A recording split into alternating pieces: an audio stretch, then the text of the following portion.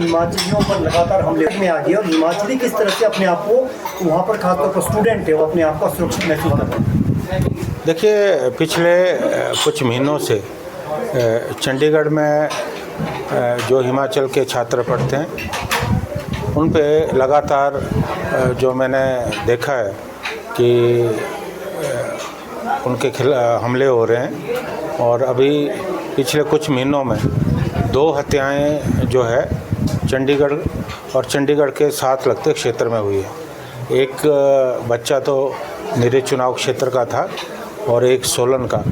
और पिछले कल भी मैं आपको बताना चाहता हूं कि मुझे शाम को कुछ बच्चों के फ़ोन आए कि सर हमें बचाइए, हमारे पीछे जो है कुछ गुंडा तत्व लगे हैं और जो हिमाचल गाड़ी का नंबर देकर अटैक कर रहे हैं और हम थाने के बाहर खड़े हैं, लेकिन थाने में हमारी कोई सुनवाई नहीं हो रही क्योंकि बहुत गंभीर मामला था। हमारी क्षेत्र की हमारे बच्चों से की सुरक्षा से जुड़ा मामला था। उनमें से एक बच्चा जो है नौजवान वो मेरे चुनाव क्षेत्र का था। तो मैंने तुरंत हिमाचल के जो डीजीपी हैं उनसे फ़ोन पे बात की और उनको कहा कि इस तरह की बात है, आप तुरंत इस पे जो है कार्रवाई करें। और मुझे खुशी है कि डीजीपी महोदय ने तुरंत जो है अपने काउंटर पार्ट है उनसे बात की और उसके बाद जो है उन बच्चों को जो है सुरक्षा मिली और सुरक्षित वहाँ से जो है उन्हें जो है निकाला गया।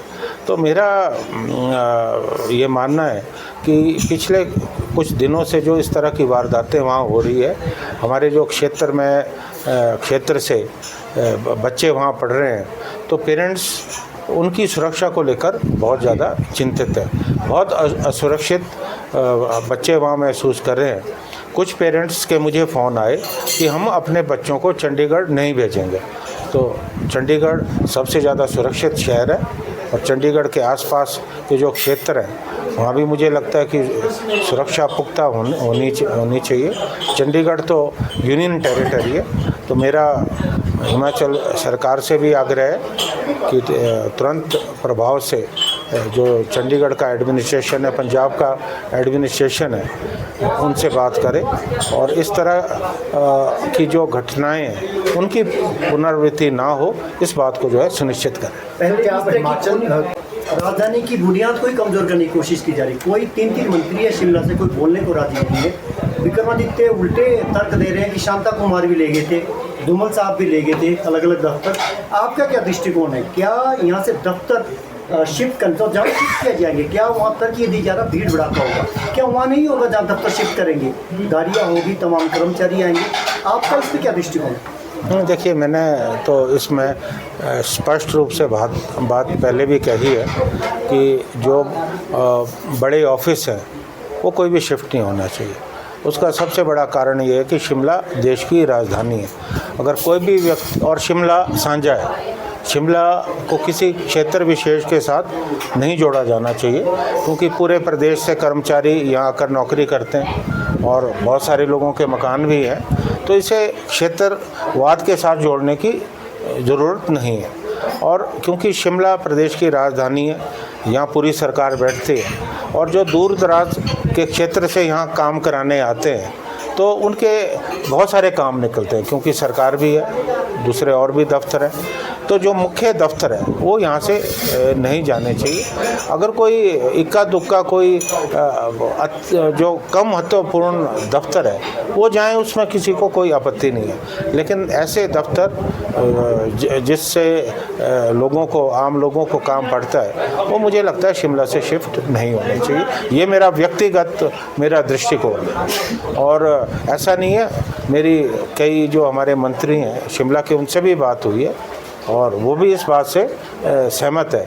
अभी बात हो रही थी कि यहाँ से जो शिक्षा निर्देशालय उसको ले जाने की बात हुई, तो मैंने रोहित ठाकुर जी से बात की तो उन्होंने कहा भाई साहब ऐसी कोई प्रपोज़ल है नहीं। और उनका बयान भी जो है आया है कि शिक्षा निर्देशालय को यहाँ से शिफ्ट नहीं किया जाएगा। तो मुझे लगता है कि आने वाले समय में जो कम महत्वपूर्ण विभाग है वो शिफ्ट हो, उस पर कोई आपत्ति नहीं है। लेकिन जो महत्वपूर्ण विभाग हैं जिनसे आम लोगों को लगातार काम पड़ता है, वो यहाँ से राजधानी से शिफ्ट जो है नहीं होने चाहिए। राठौर जी, वही अगर बात की जाए तो आप को लिखाए और 100% आयात शुल्क लगाने की बात की जाए तो क्या कहेंगे? देखिए, मैं तो सबसे पहले बधाई अपने हिमाचल के मीडिया को देना चाहूँगा कि सबसे पहले मामला हमारे मीडिया से उठा और जो चिंगारी यहाँ लगी वो आज पूरे देश में ज्वाला बनकर सामने आई है। और आपने देखा होगा कि उसके तुरंत बाद जो कैट है, जो व्यापारियों का सबसे बड़ा संगठन है, उन्होंने तुरंत प्रभाव से जो भी वहाँ से आयात हो रहा था सेब और दूसरे जो चेरी, उस पे जो है तत्काल प्रभाव से उन्होंने जो है पाबंदी लगाई। और अभी और भी हमारे व्यापारिक संगठन है, जो हमारे हिमाचल के व्यापारी हैं, उन्होंने भी वहाँ जो है इनकार किया। और हालांकि जो केंद्रीय वाणिज्य मंत्री है गोयल साहब, उनका भी बयान आया है कि हम कार्रवाई कर रहे हैं, लेकिन अभी तक कोई कार्रवाई नहीं हो रही है। और हालांकि अभी भारतीय जनता पार्टी के नेता भी रोज़ बयान दे रहे हैं, हमारे प्रदेश के मुख्यमंत्री जी ने भी बयान दिया है। तो ये मामला ऐसा है कि ये सबसे जुड़ा मामला है, हमारी ना केवल हमारी आर्थिकी का सवाल है और ऐसे देश का सवाल है जो हमारे दुश्मन की मदद कर रहा है। और मैंने ये बात कही थी पिछले कल भी कि व्यापार और शत्रुता दोनों चीज़ें साथ नहीं चल सकती। तो इस मामले में मुझे लगता है कि अभी तो जो हमारे व्यापारी संगठन है, उन्होंने जो है बहिष्कार करने का फैसला किया है, लेकिन अभी सरकार की तरफ से ऐसी अधिसूचना जारी नहीं हुई है। और इसमें मैं ये भी ऐड करना चाहूँगा कि मैंने विधानसभा में मामला उठाया था कि जो अफ़गानिस्तान के रास्ते ईरान और तुर्की का सेब आता है, उस पर पाबंदी होनी चाहिए, जो अवैध रूप से आता है।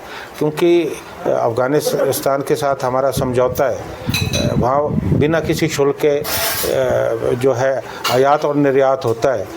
वो टर्की और ईरान के साथ नहीं, वहाँ से जो अवैध रूप से आता है। और एक मसला मैंने और भी उठाया था, वो भी बहुत ज़रूरी है कि बहुत सारे व्यापार जो है वो आंशिक रूप से भुगतान बैंकों के माध्यम से होता है और बाकी हमारी सूचना के मुताबिक हवाला के माध्यम से भी होता है।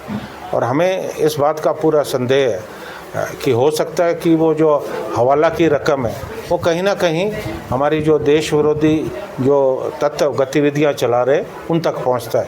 तो उस पर भी हमारी जो खुफिया एजेंसीज हैं उनको जो है नज़र रखने की जो है ज़रूरत है। राजधानी से